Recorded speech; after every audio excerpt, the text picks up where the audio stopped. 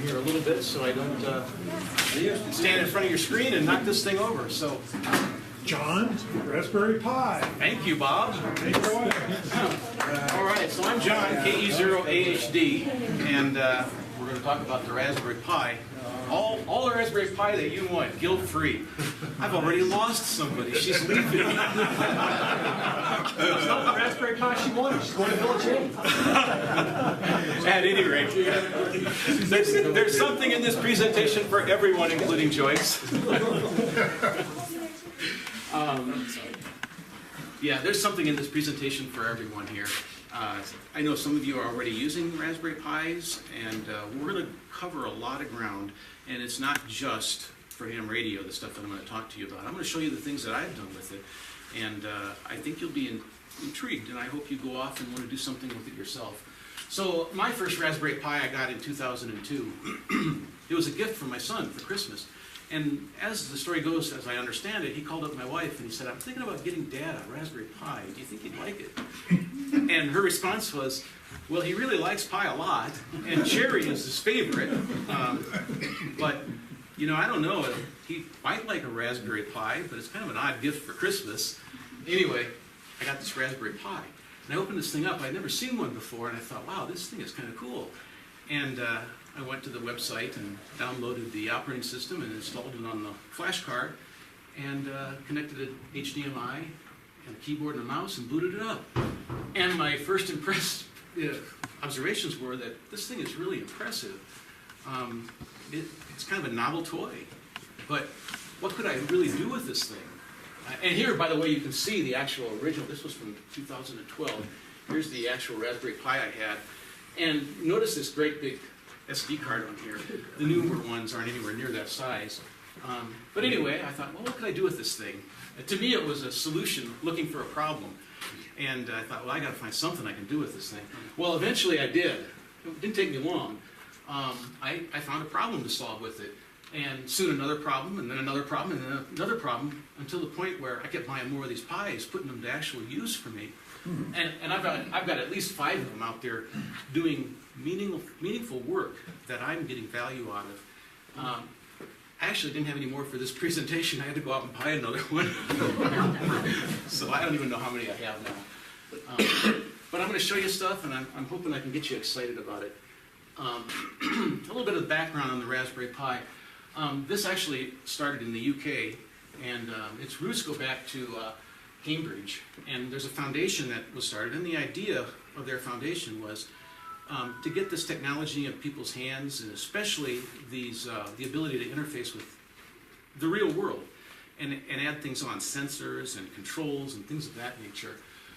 It's gone through several iterations, and the current one that's just out now is the Raspberry Pi Model 3 V+, the Pi 3, and it was just released a few days ago.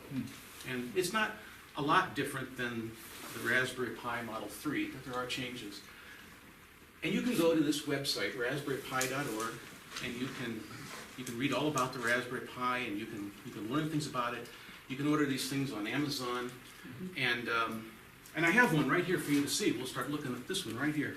I got this one on Amazon, and how many people have never seen a Raspberry Pi before? Excellent, excellent. And some people are bashful. So we have one of these things here, and I got this one for $36 on Amazon, February of this year. And this Raspberry Pi, by the way, it'll use an SD card, a little SD card. I have this little thing here that you can plug your micro SD card in and stick it into your computer here. That did not come with the Raspberry Pi. So here we have an actual Raspberry Pi. And if you've never seen one, they're really, really small. And we have a number of ports on here. We have an Ethernet port, and then we have 4 USB ports on here.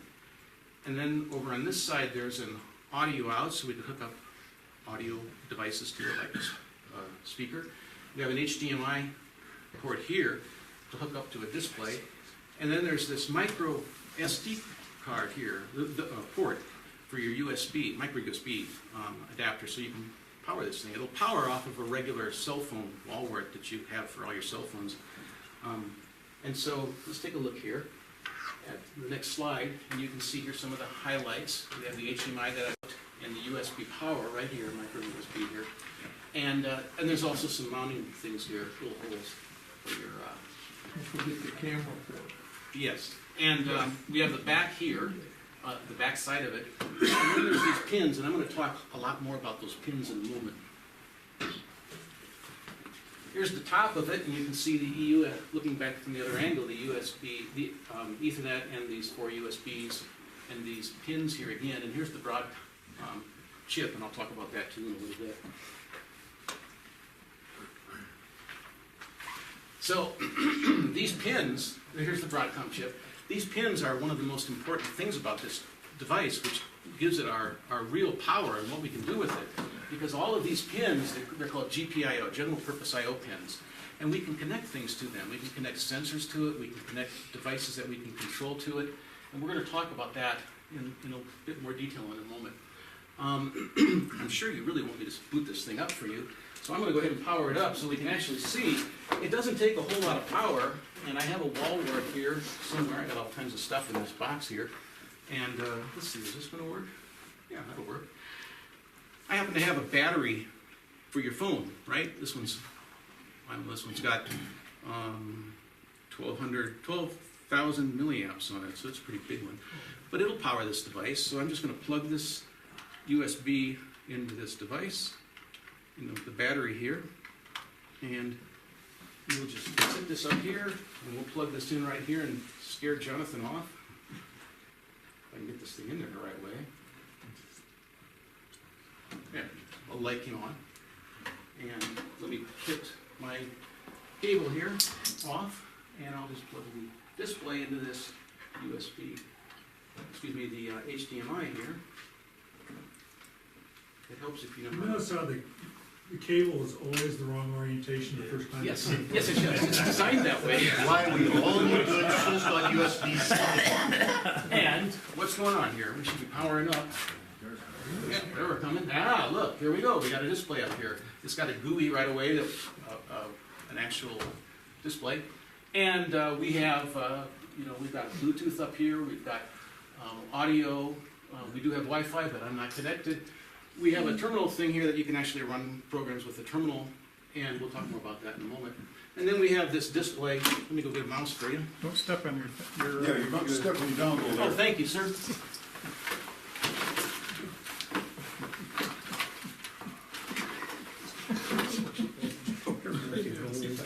Too many things over there in that box. And we'll plug in a mouse. So, now we can actually go up here, and I can click on that, and you can see the menu that comes up, and you'll notice that we have some programming things here. There's built-in languages. There's like a Java, if you know Java, if you're a programmer. And there's some Office software up here that it comes preloaded with. And find my mouse here. All things always break when you're trying to show them. Up in here is the programming, and then the Office. There's a LibreOffice, and we also have some accessories, and then there's some preferences down here. And I'm not sure why my mouse all of a sudden decided to give me a hard time. You may not see this. And we'll power this thing off again and power it back on. I don't know what I did here. And maybe I will have to get a wall wart. That battery might be almost dead.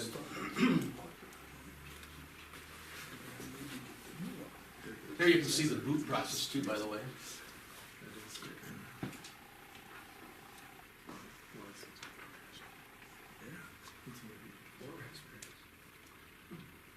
It looks like Unix. There's a reason for that.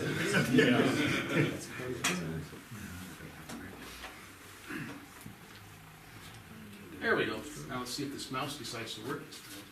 Yeah, good. All right, so I'm going to go up here and bring down the preferences. And down in this bottom part here is the configuration data menus.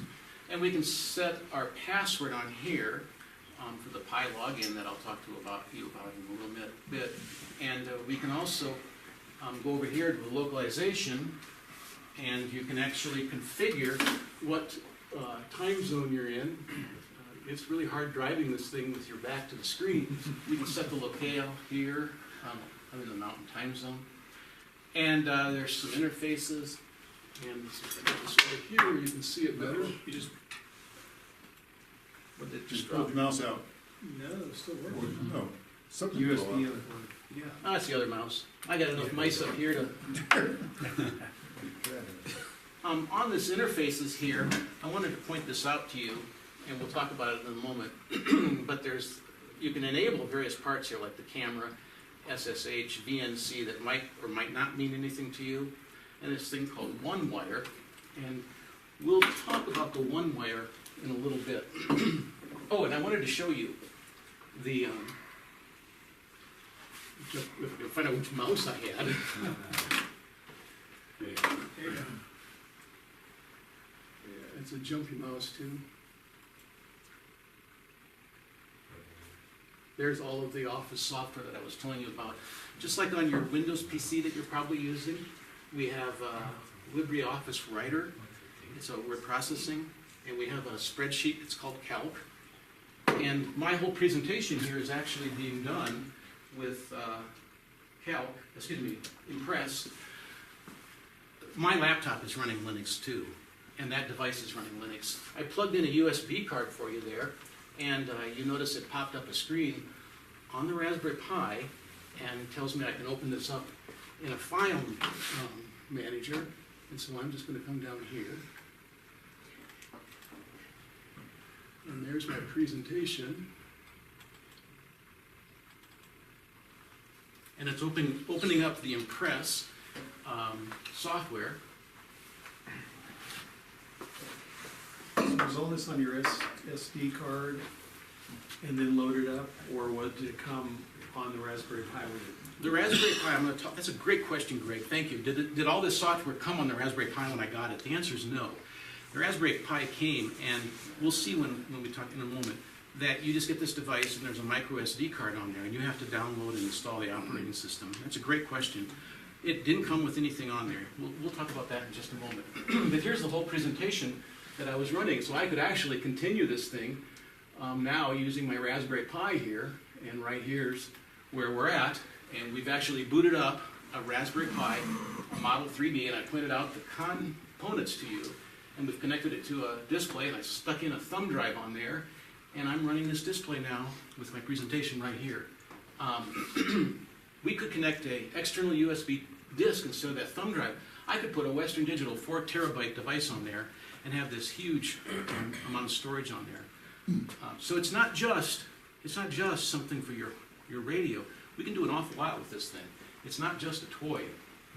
I'm going to talk to you in a little bit about, I'm going to disconnect this, so I'll jump out of the sequence of my presentation here. And actually, I think I'm just going to leave this thing running here and take my HDMI and put it back into my laptop and continue this presentation over here. And we'll go on and discuss a lot more.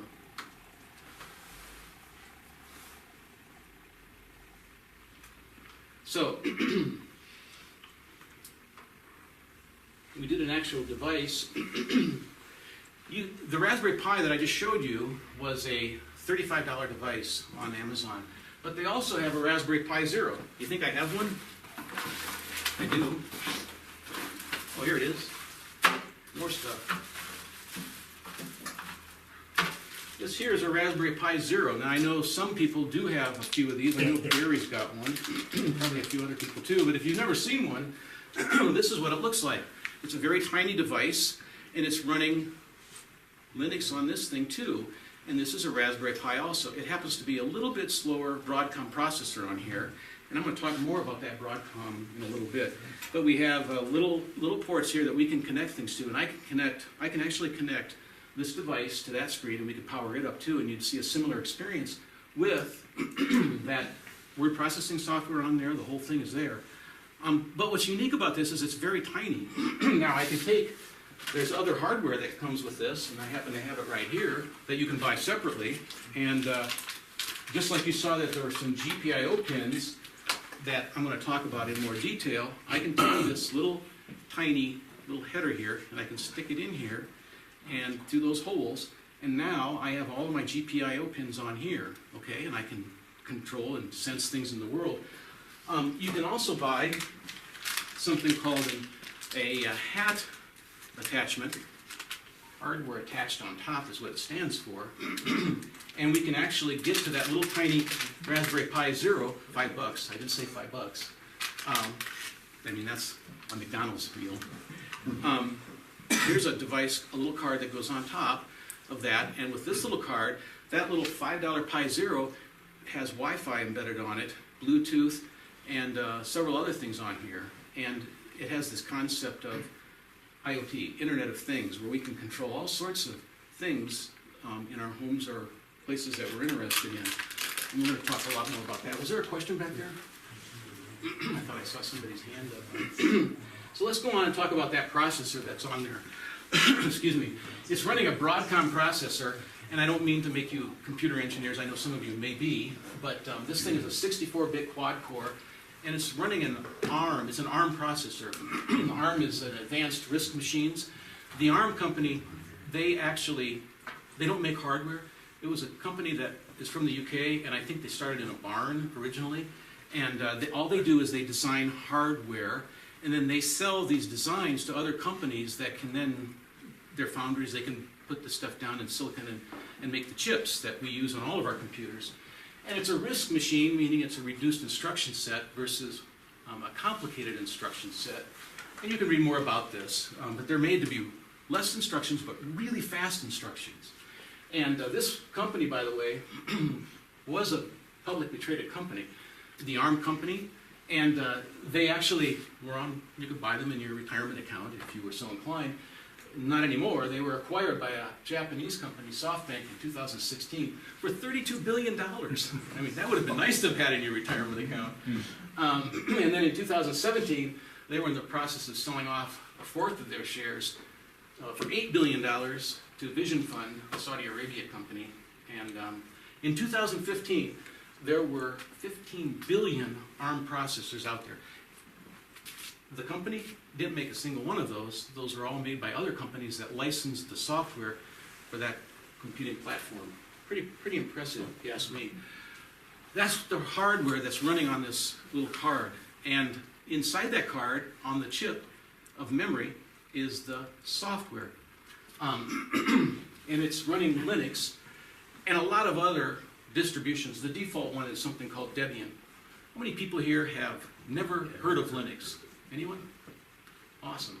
How many people here have never used Linux? Oh, come on, there's got to be a few more. Come on, thank you very much. Cell phone? I'll get to that. Hold that question. Linux is open source, and nobody really owns it per se. You can get the source, you can look at it, you can modify it, but then you have to license it on for other people to make changes to it. There are over 2 billion systems worldwide running Linux right now. Well, they were a while back. That was as of May 2017, 2 billion of them. You're all familiar with Windows, but probably aren't familiar with Linux. Yet, if you've got one of these devices, you're running Linux in your pocket.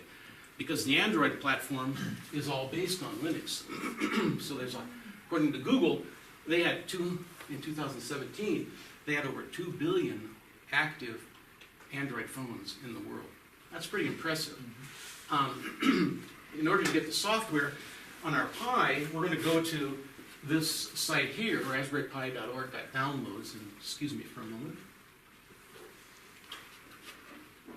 And there was the question that Greg asked about, does all this come on the card, and the answer is no. You have a micro SD card, and you can see it in this device right here. It's this little tiny little chip that's sticking up in the back here. That one happens to be an 8 gigabyte card.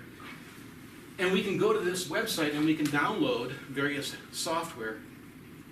Usually it's this Debian distribution. Oh, in a very tiny font up here, tiny intentionally, you can also get a Windows type of distribution, Windows software that you can put on this device. I don't know why you would want to, but there is one out here. It's a very limited Windows. Yeah, of course. There's also this concept called Newbie or Noobs. Newbie is new out-of-box experience, and the Noobs is a new out-of-box system that the Raspbian organization provides for us that helps you configure things initially when you first install it. You can download all this software, but then you have to get it on that little tiny card. And if you've never done any of this, you'd be kind of like scratching your head a little bit. If you're on a Windows box, there's this software here, Win32 Disk Imager, that allows you to write it out. If you happen to be running Linux, there's a command called DD. And we won't dwell any more on that. You know how you do it. On that Raspberry website, there's the instructions there, so you just could read through that and you would see how to do it. All right, let's talk about these pins a little bit, because this is where the real fun begins on this thing. And as I said, they're all on the top of that header up there, and we have a power pin. Now, I know a lot of you guys are way more electrical engineering type folks than I am. You know far more, and you know how to solder too. You're really good at soldering. My stuff is pretty bad, but you'll see it too. And I'm not too bashful to tell you I'm really bad at it. But I put this on the side here, this layout, so you can actually see it superimposed up here. You can imagine it. This pin right here gives you a 3 volts of power.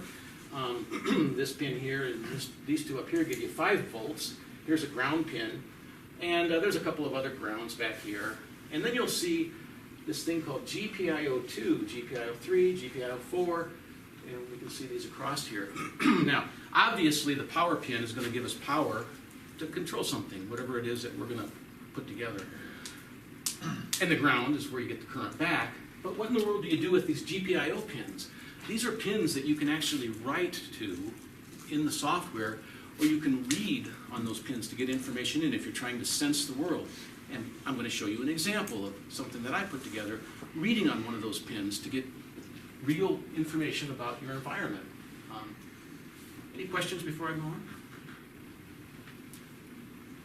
Okay, and here I put it up here one more time so we can see this laid out here. The earlier Pi, you probably won't have one, but the first Pis that came out, these pins were a little bit different on the layout, and they've simply been expanded as you've gotten the newer hardware out there. All right, these pins, they are connected directly to that Broadcom processor, so you do need to be careful. If you tried to put too much power into one of those pins that you were trying to read something on, if I'm trying to read the ambient air pressure right here, and whatever was giving me that air pressure back, if that input was way too high, it could damage the processor chip. And you could chalk it up to a $35 tuition fee on learning. I've never done that, and I'm not as good as you guys all are with hardware. I've not destroyed mine, but I understand that you can. You can go to this website on the documentation, and you can read all about, it's really good, on how to use these GPIO pins. And you would need to write some software to do this if you're going to do something more than just going out and buying a board and slapping it on top and maybe loading some software. If you're going to do something with it, you'll want to understand how these pins work. I will say that you do have to have privileged permissions. I'm not going to tell you all about it. I'm just going to tell you you have to do that. You remember the Windows box that you're using, and there's this admin user, right? And the set UID and the sudo command here are what gives you those types of privileges on a Linux box. Okay, now you might think that this device is just a toy, right? I mean, it seems like a hobby tool that you just want to go out and build something with, right? And control things. Maybe we want to play around with our ham radio. It'd be obvious to think that it's just a fun toy. And I can understand why. But you'd be wrong.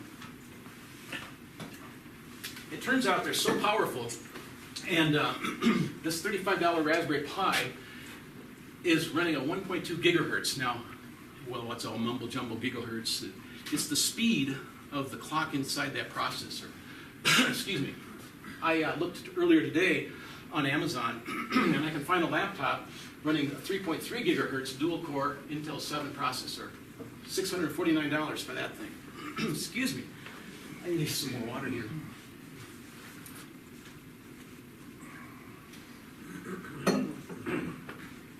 Now, the clock speed doesn't necessarily correlate with the performance, but if you think of it as a broad stroke here, I'm just gonna look at it really from a broad perspective, you can kind of get a feel here of the relative power. And I know if you're some of the people that are really hardware type guys in here might understand this a lot more and say that's not right, but it gives you a broad idea. And so that Raspberry Pi for $35 compared to a $649 processor, you could buy 18 of these Raspberry Pis for that. That's quite a bit. So you can think of this as 18 Raspberry Pis at 1.2 gigahertz is about equal to one of these laptops in terms of price that's running at 3.3 gigahertz.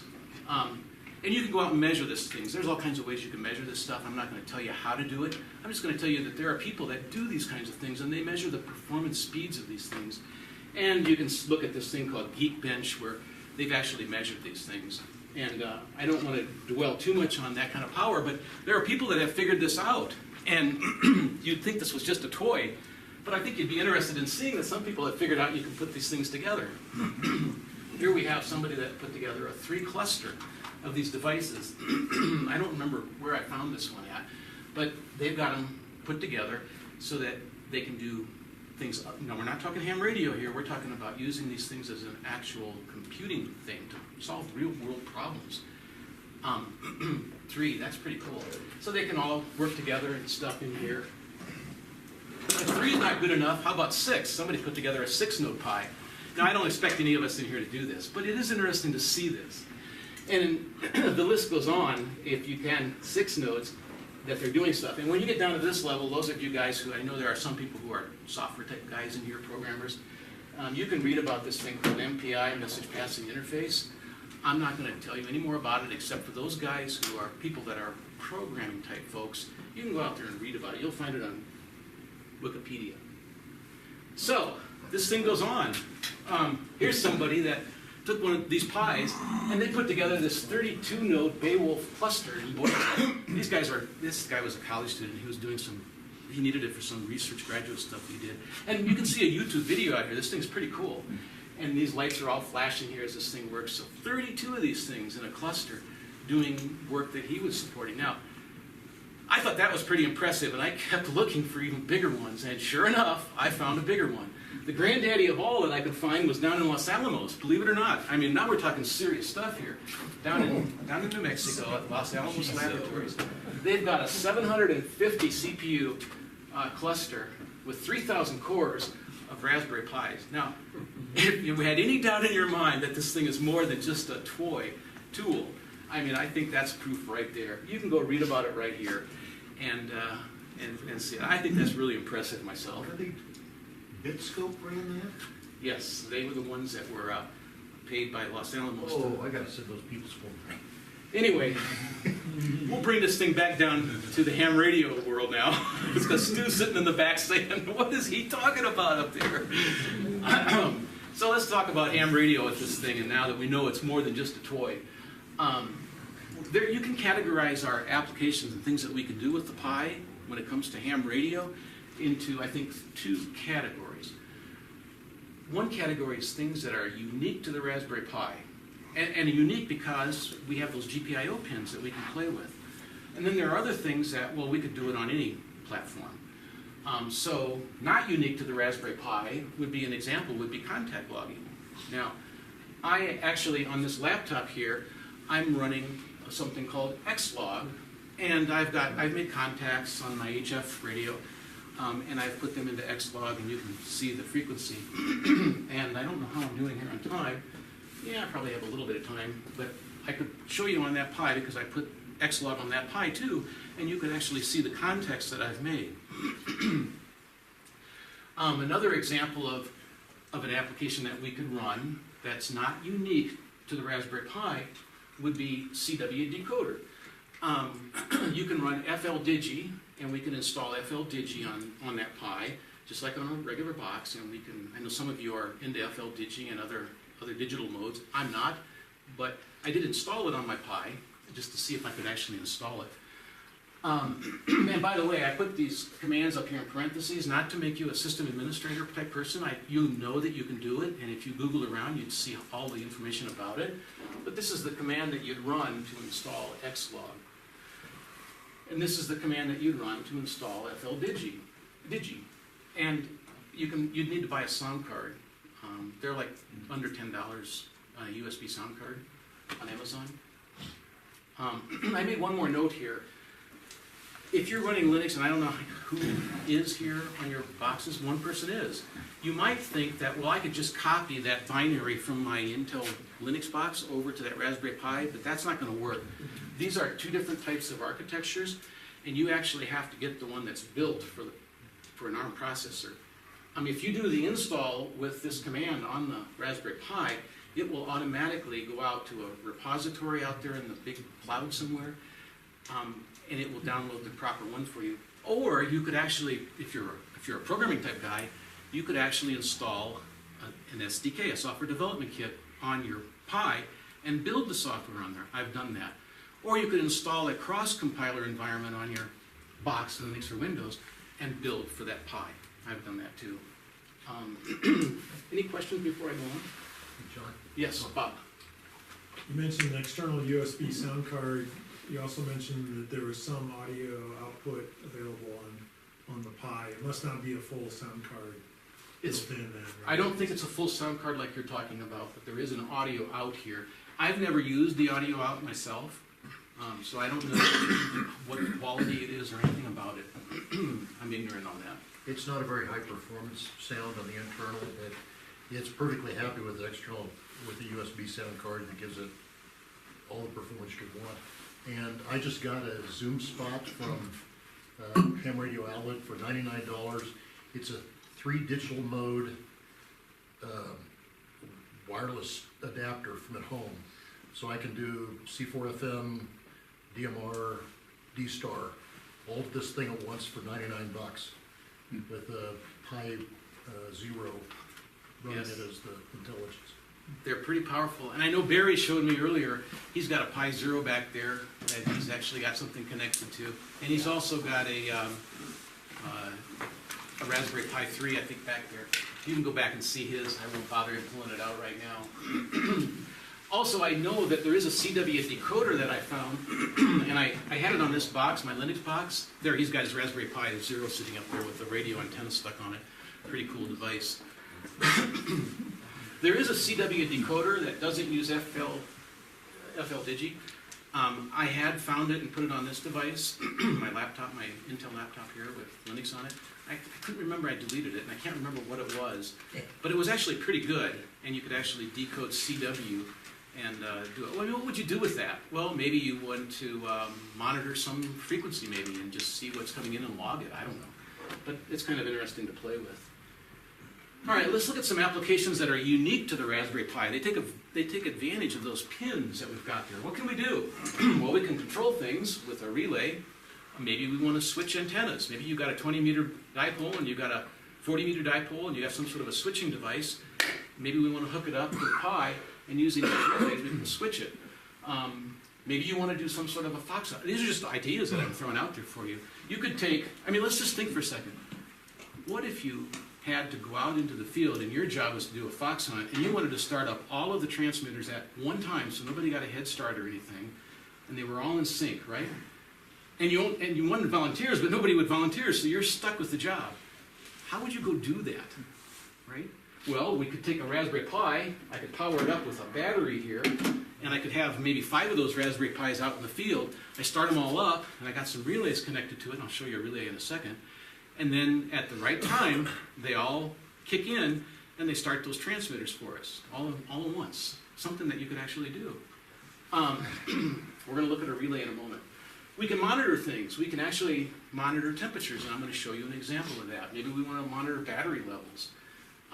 Some people have gone out there and realized they can turn these Pis into an actual FM transmitter, and you can go read about this and search it. There's a clock on that Raspberry Pi board, a very accurate clock, and you can use it to modulate, and there's people that have gone out there and created FM microtransmitters, FM transmitters, 1 megahertz to 250 megahertz using that clock.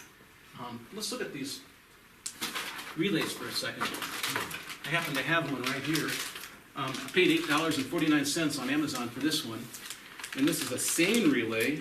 And how many people here don't know what a relay is? surely somebody. Awesome. Well, for those of you that didn't want to raise your hand, a relay is, when you were in school, and you, maybe in middle school, and you wrapped a wire around an iron nail, and then you applied voltage to it, and that energized it, and it became a magnet.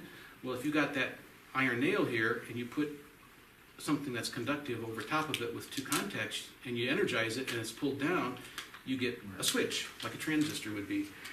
I have a relay here, and this is the same relay, 4 of them on this board, and it has little pins for each one of these that you can connect power to control the relay, and you can connect what you want to switch with that device to.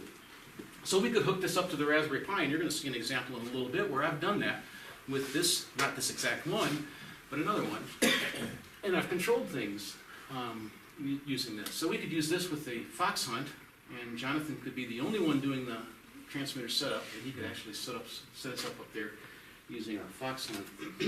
Well, let's go on, because there's other things that people have done with these Raspberry Pis. There's WSPR. What does that stand for? Weak Signal Propagation Relay, using our GPIO pins. And there's software that you can download and install on this device that would give you the ability to actually transmit different bands. HF band on this Raspberry Pi, a WSPR signal on those GPIO pins. Very low power. And you can go to this website right here, and if you Google it, WSPR, you don't need to get all of this stuff in there, but if you Google WSPR for the Raspberry Pi, you'll find eventually this website, and you can download the source. The source is right here. This gives you the source, and then you can actually compile that software for this Raspberry Pi and set up your own WSPR transmitter. We can set up a software-defined radio that'll go on this Pi. I know Chip has got a lot of software-defined radios, and a few other people are, but you can get software-defined radios on here. There are so many different things that people are using these Pis for.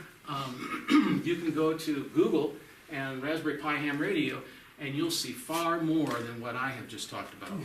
Okay? What else can we do here? I have another one here. This one here. It was also a gift to me. Here's a Raspberry Pi. Now, I'm not into DStar. I know we had a wonderful presentation from Bob on hotspots, and he had a radio here, and he contacted somebody in Hawaii if you happen to be here for that trip. It was a wonderful presentation he gave us. This here is a DStar Hot Spot, and there's a little spot here for your antenna on here, and you can actually set this up as a DStar Hot Spot. Now, on my phone, I can actually set up a hotspot on my phone, a Wi-Fi hotspot. So using the cell towers, I can actually set up a Wi-Fi hotspot on here. I can connect my Pi to my phone's Wi-Fi, and then connect the D-Stars on here, and then Bob could hit this thing and actually send and talk to somebody else that has a D-Star, going across the telephone network and using its internet to get back to here. Now, you have to put some software on here in order to get the D-Star to work. And I don't have a D-Star radio that I could even play with it, but I did get the software down on that thing. And let's take a look at that. It mounts on top of those GPIO pins that I told you about. That little board sits right on top of there. And there's all these different places where you can go for those images to install on your device. Now, I'll tell you that those images to control that D-Star radio, they want to write to your SD card. And so that will completely obliterate everything else that you might have on there, and now it's really just a D-Star box. I didn't want to do that, and so I wanted to use my existing software that was already on there and use the D-Star as an add-on to it. And so you can download the whole source and build it. Here's the images that you can install, or you can, I think it's here that you can actually build the software. Yeah, right there. And I downloaded it and built the software, and it was all straightforward. But I had no way to test it because I don't have a D-Star radio to play with it. Any questions before I go on? Yes? What's the output voltage of the GPIO? 3 volts and 5 volts on those pins. And yeah, and there's several pins that you can get power from. Okay, there's a lot of ham radio stuff out there, but as I said earlier on, there's something in this presentation for everybody. And we're not just going to limit ourselves to what you can do with this Pi for only ham radio. I said you can control things and you can monitor things which you might have in your shack. And so let's go look at a few of these things. Back in, question, John? Yeah, actually. I'm trying something similar with All-Star, and it takes over the entire Raspberry Pi. Like, I can't use it for anything. So you're saying I could take that All-Star code and make it run on the side so I can still have Raspberry Pi do other things at the same time? I don't know about the All-Star. I only know about this DStar that I looked at and played with. Okay. But my guess is you'd have to build the software on for your SD card and have that as an add-on Mm-hmm. so that you could still use that card for other purposes. But I think you'd have to build it or go find a custom package to install on there. Barry? I can't remember the name of the software. When you first get it, you can put 3 or 4 different things on the Pi at the same time. Yes. For example, I'm using one as a media player for watching movies and things, that thing. I can switch it right back over to play all kinds of retro games. Do you have something going on top of those GPIO pins? No, that's just a Raspberry Pi. It's just and a that's source. it. This is a complete multi-processing computer Yeah. where you can run all kinds of different things on there. You'll see examples of this in a moment. So where I'm going to show you a Pi that I've got in the real world doing meaningful work and lots of things going on to it. It's on Noobs. Noobs, it's on Noobs, It's okay. on Noobs, and you can put 3 or 4 different things on Noobs at the same time, and you can have it multi-purpose. Yes. It's pretty cool.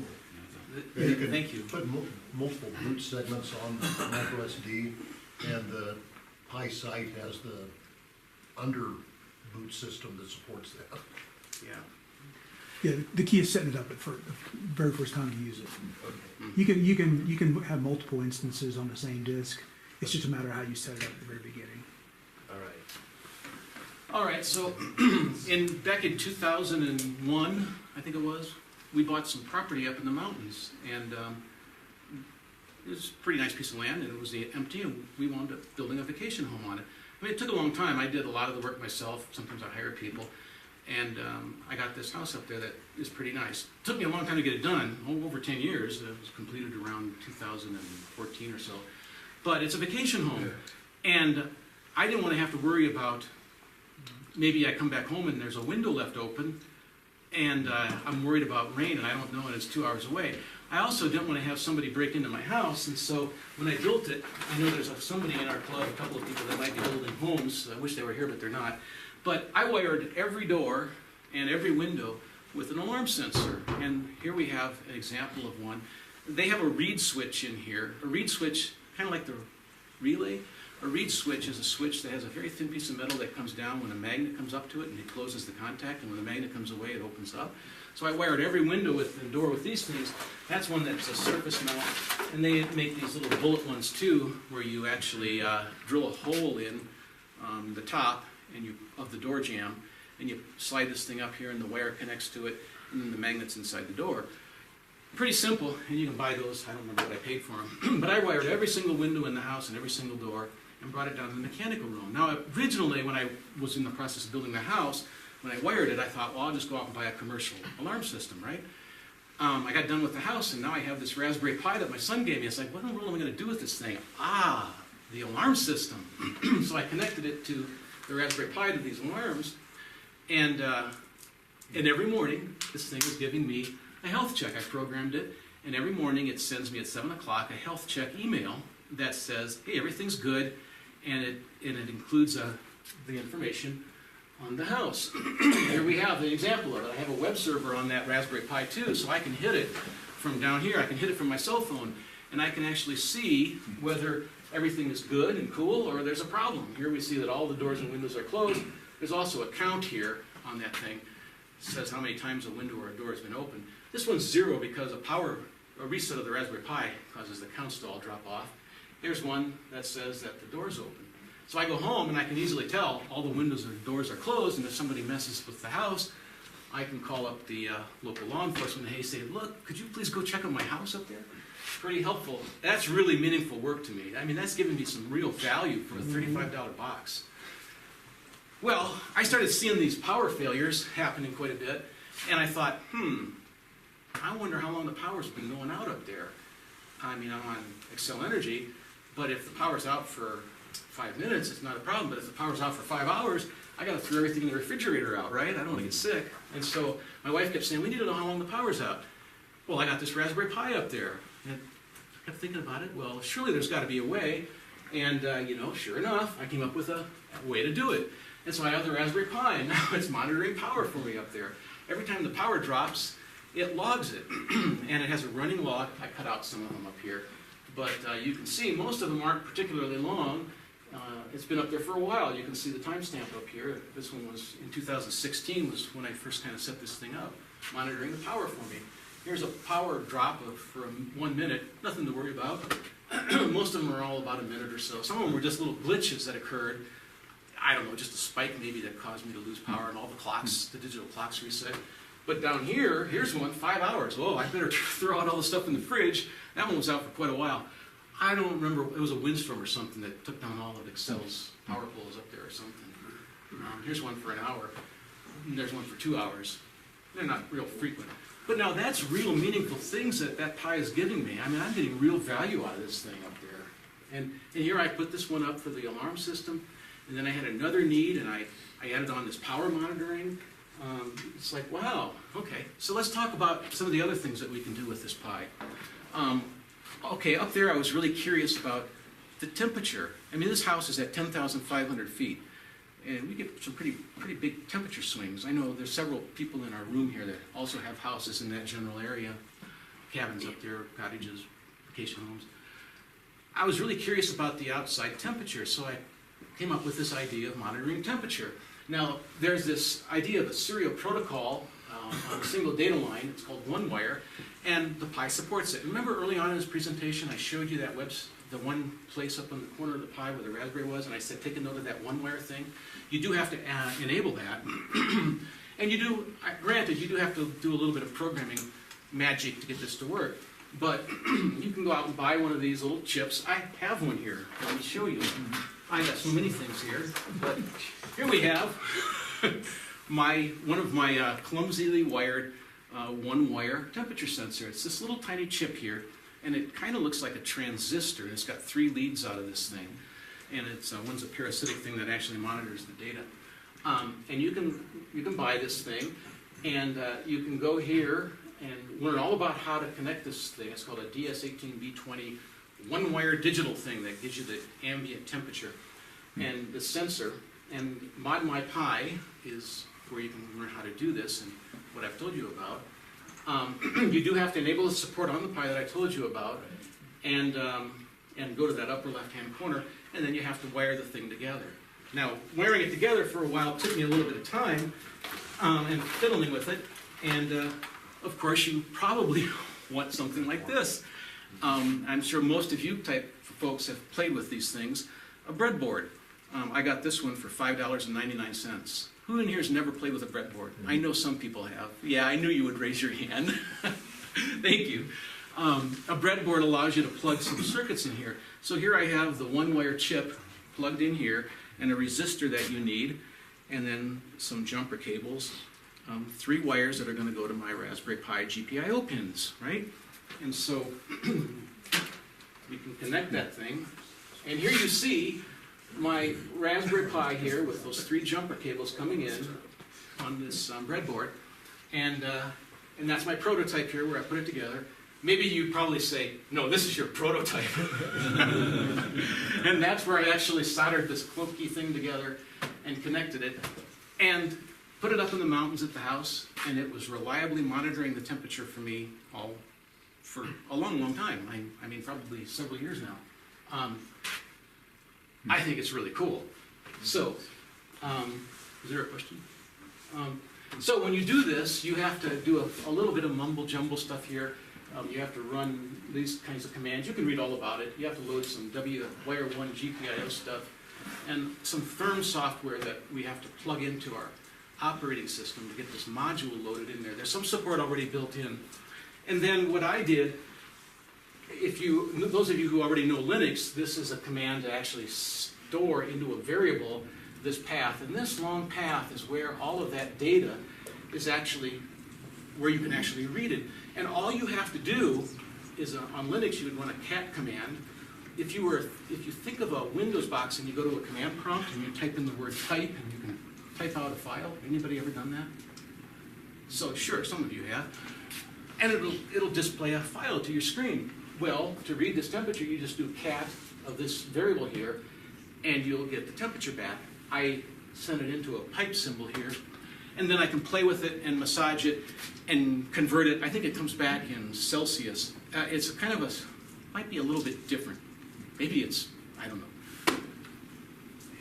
I had to play with it a little bit with some more commands here to actually format it and get it right down to the Fahrenheit temperature. Oh, now I want to read that too, so what did I do?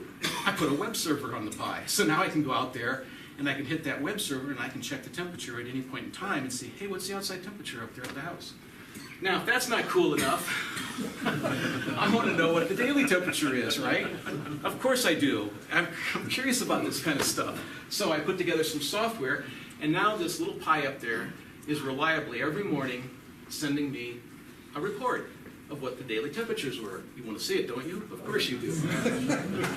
And there we have a graph. This one happens to be 2017 in September, and at midnight here, we see the temperature is about 40 degrees, and you know it's at night, and then the sun rises and the temperature starts to climb dramatically. I've seen temperature swings in the summertime, maybe 32 degrees in July in the morning, and by 1 o'clock it's 80 degrees, and you're shedding layers up there because it's pretty high up.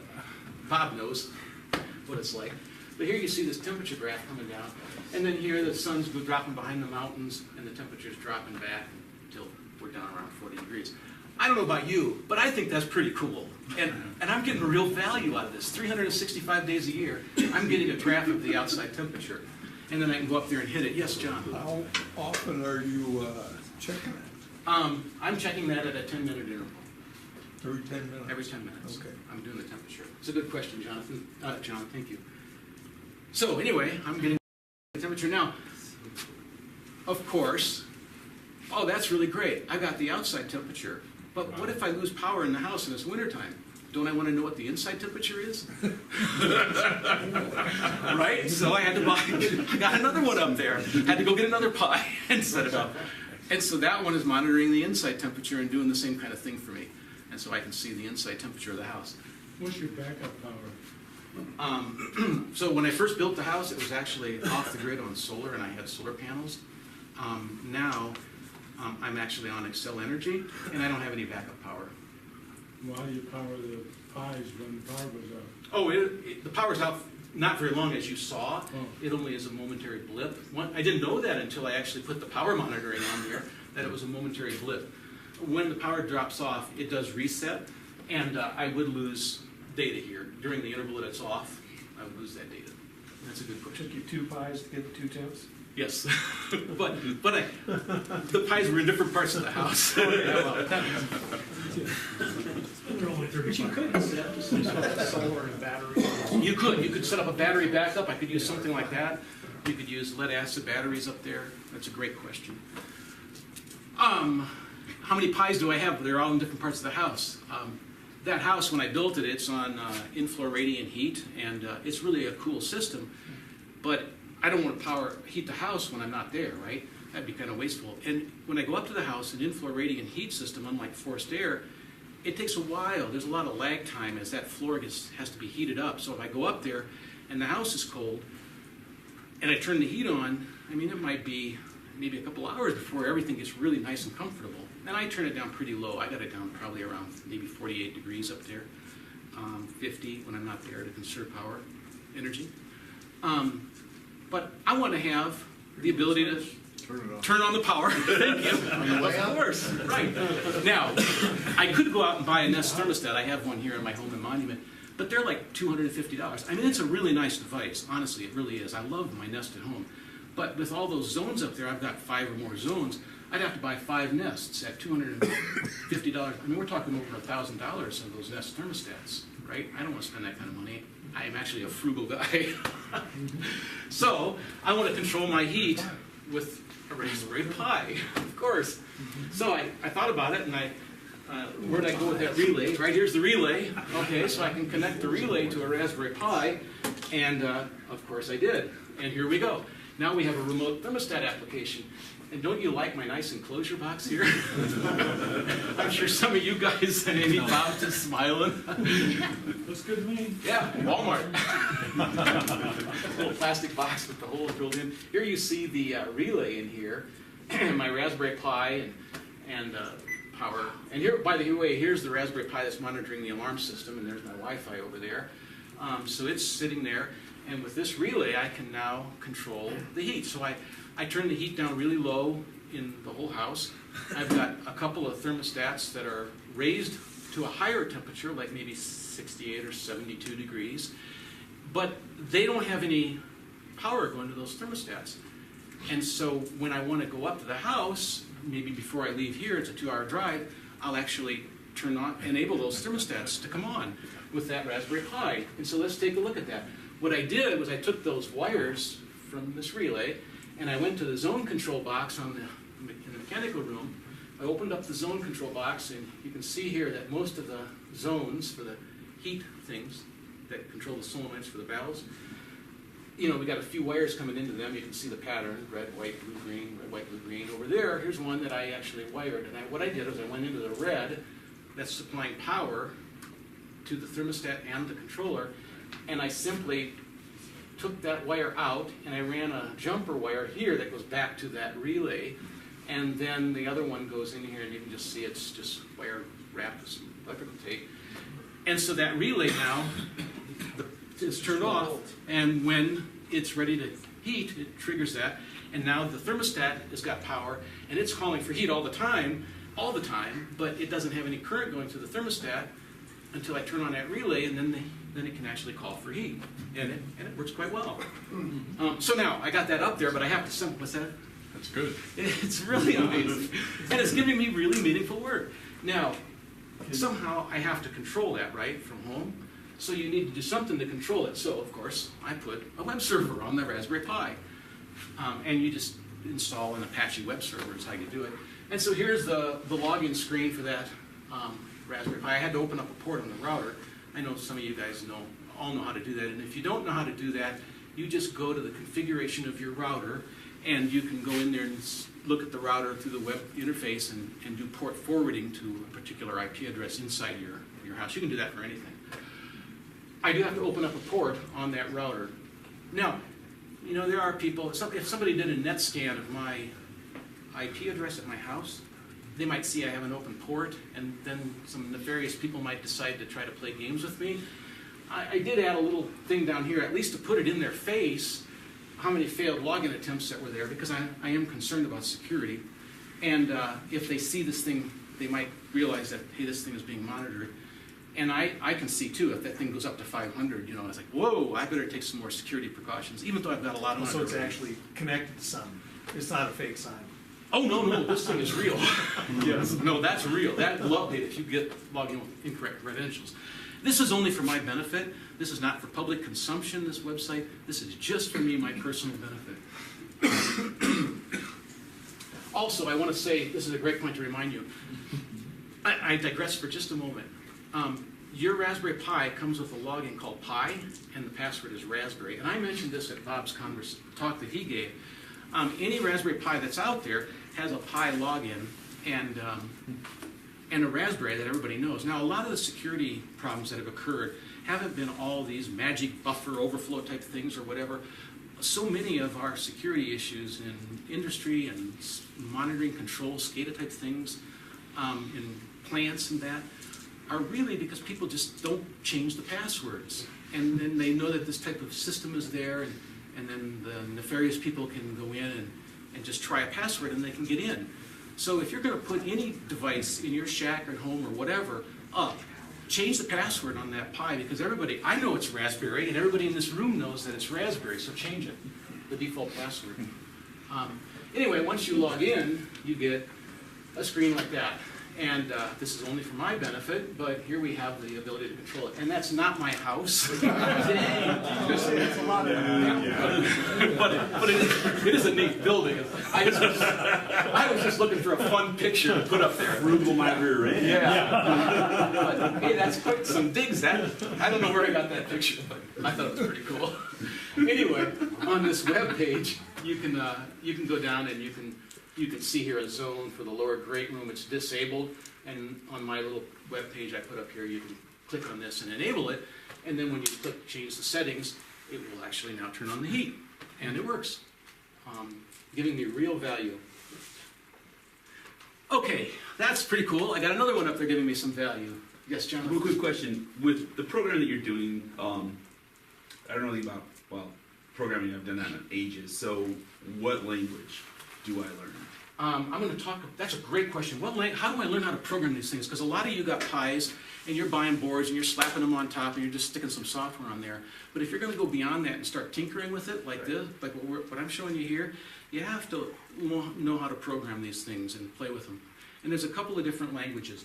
Python is one, and C, and I'm going to talk about those a little bit towards the end of the presentation. This web page was done with HTML and a PHP script. This is how I did that, PHP. And I hear people nodding their heads. I know there are some people in here that know all this stuff already. And you can take your knowledge that you already know and just kind of put it onto this Pi and begin doing things like I've done here. Or it is an excellent way to start learning things. Okay, so let's talk about this. What else could we do with this thing? I'm sure you think I have more ideas, right? So in the wintertime at my house, I have an outside mailbox. And You want to make sure you monitor the picture of your box. maybe that'd be a good idea. I don't want something freezing in that. But my mailbox in the wintertime especially, the days are short, the sun doesn't set until, well, it does set at like 5 o'clock, 4:30, whatever. It's dark, it's cold. And around Christmas time, those mail people, they're really busy. I go out and put on my clothes, and it's dark, and I go out and check the mail. Maybe I'm waiting for an Amazon thing, and it's not there, and it's getting dark. And I go back in the house and maybe get dinner, and I wonder if my Amazon package is in the mailbox, and I go back out there, and it's still not delivered. I've actually seen my mail come, because they're so overloaded, I've seen it come like at 9, 10, maybe even midnight. I don't even understand how they can be working that late. But I get mail delivered. And I'm tired of going outside in the cold, in the dark, to check my mail. I'm just I don't want to freeze. So, necessity is the mother of invention, And so, you can go out on Amazon, and I thought about this, and I thought, I know, and I found this on Amazon. It's a wireless door chime. I paid $5.99 for this one. And it's not a mailbox sensor, not a mailbox thing, but the idea is you take this and you modify it, and we start playing with it and retrofit it. And so what I did was I pried off the doorbell part, this right here, popped off the lid, and then I got a probe, and I started touching around on here, figuring out with the alligator clips which one of these actual is the one that causes the chime to run, and figured out that it was these two right here, and if you sort across those, the chime will run. It's an electric plug-in chime on your house, inside the house. So I tacked on, and you can see my lousy soldering here, I tacked on a couple of pigtails on this. And then over on this one here, on the cover, you can see right here, I took a little triangular file, and I kind of filed out a couple of grooves here so that this can go over top of this, and then I can cover it up neatly, and I got these two pigtails going out. All right, that's half the problem. Now how do I connect this thing to my mailbox, right? And so I could go out, and they make these things called a tilt switch. Do you remember those old Honeywell thermostats? And they had the mercury in there? Yeah. You could go, that's a tilt switch. And when it tilts, it makes connectivity. Now, you could go out and buy one of those, they're still available, but mercury is a neurotoxin. And I didn't want to wind up like the Mad Hatter in Alice in Wonderland and put toxic waste in my mailbox. And so I decided not to get that, and I got these ones here on Amazon, $6.99 for 10 of them. And so these things here are tilt switches, and they have a little steel ball in them so that the ball, when it's tilted down and the ball falls to the bottom, it's not making contact, but when it comes up, the ball actually makes contact with those leads and completes the circuit.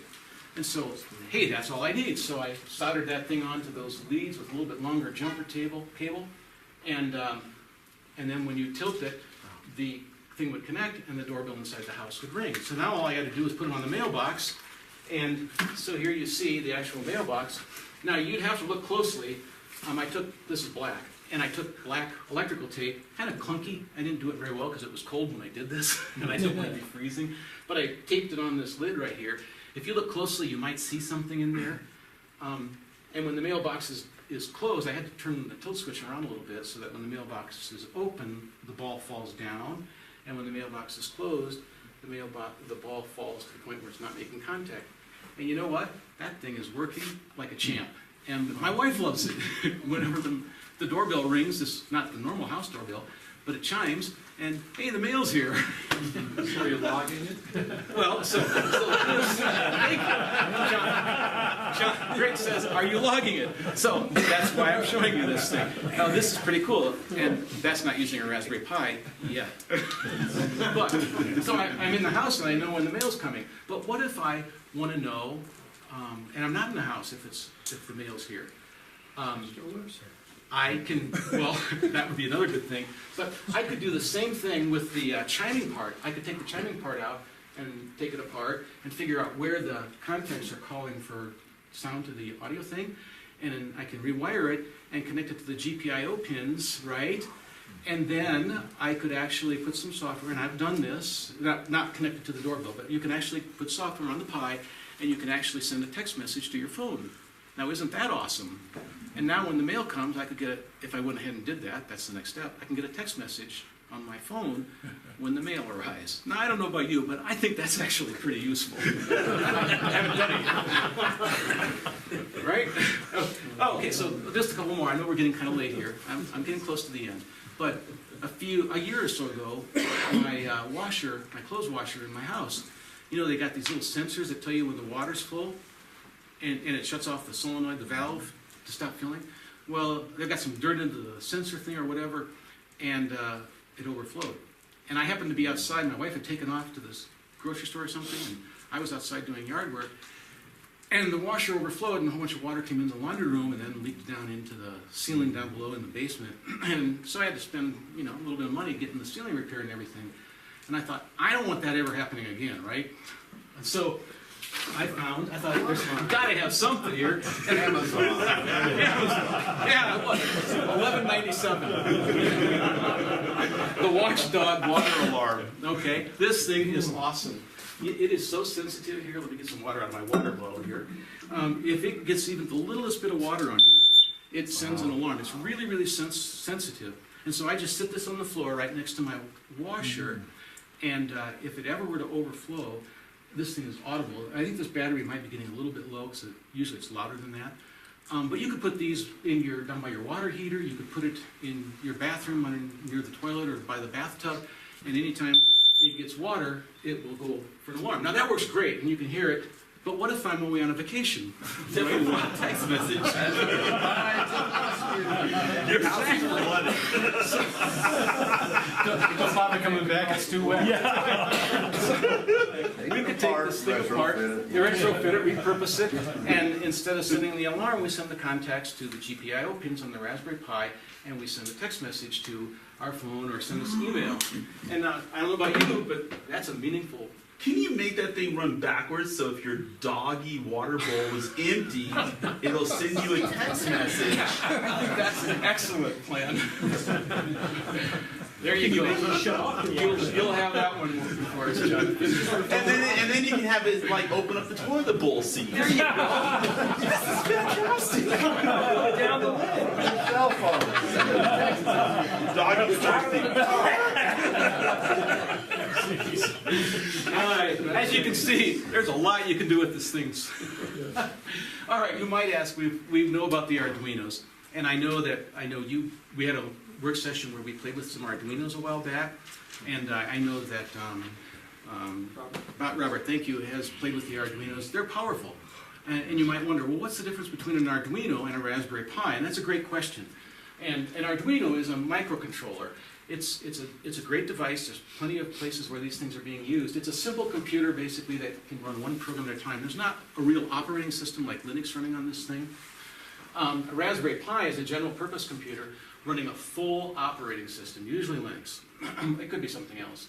And you can install an SDK on the Raspberry Pi, and you can log into it, the Raspberry Pi, and run commands.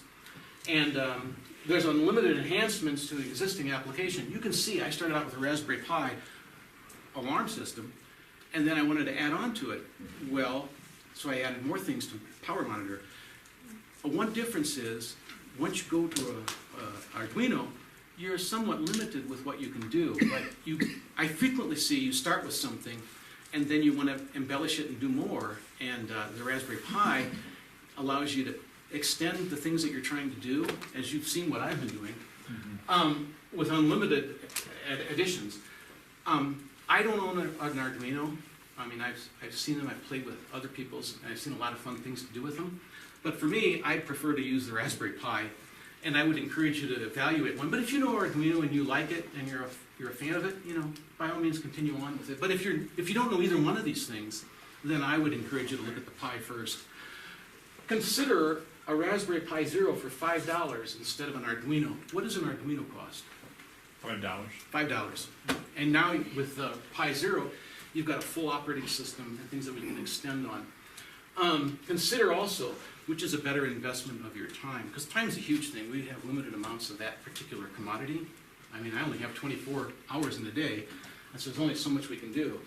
When you're beginning to learn and explore, at least think about that a little bit. Any other questions? I have one slide left, maybe two.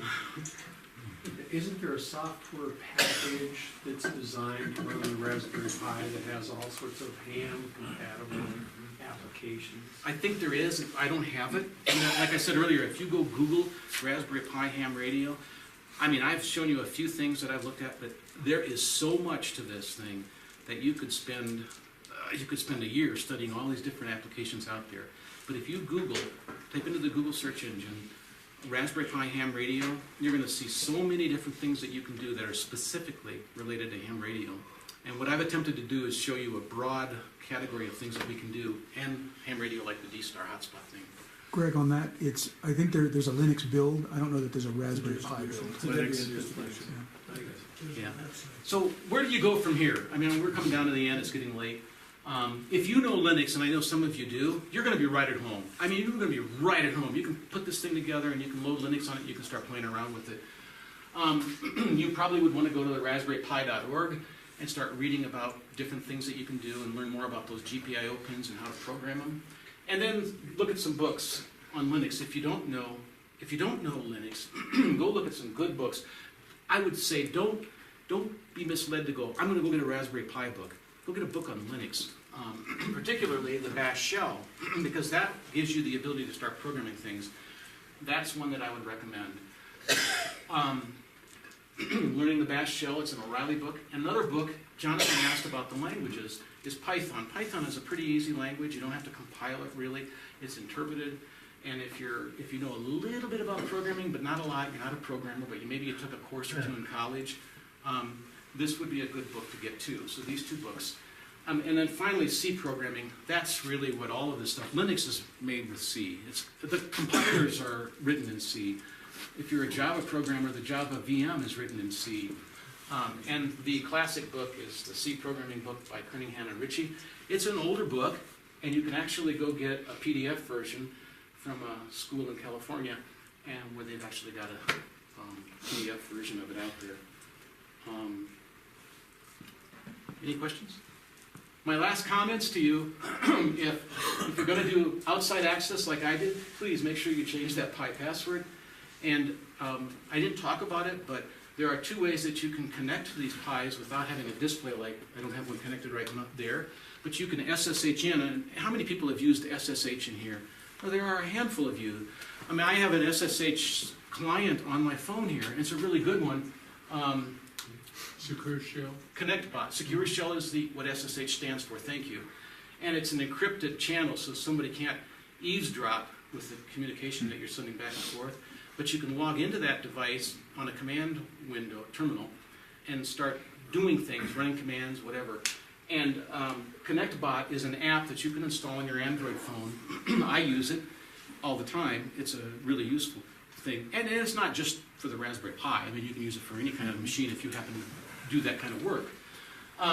Finally, if you're going to be doing any of this stuff and trying to figure things out, Google searches are really a great way to get information. And Stack Overflow is a website that is really, it is a goldmine of stuff.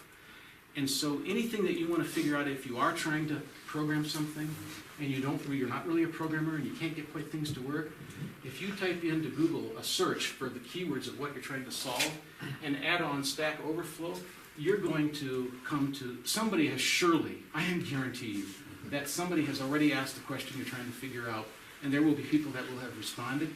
Many times, if you're trying to program it, with actual snippets of code of how to do it, and you can just copy and paste it and get the thing to work. Any questions? When are we gonna set this up on Kickstarter, He wants to go to Kickstarter. It's a way you can go raise money. Yeah, well, anyway, that's all I've got. I'm sure, I hope you got something out of it. I really hope you did. Got inspired. There is a notebook you can buy to plug a Raspberry Pi into that makes a Pi notebook for $270. Right. And I've got one. It's the coolest thing there is.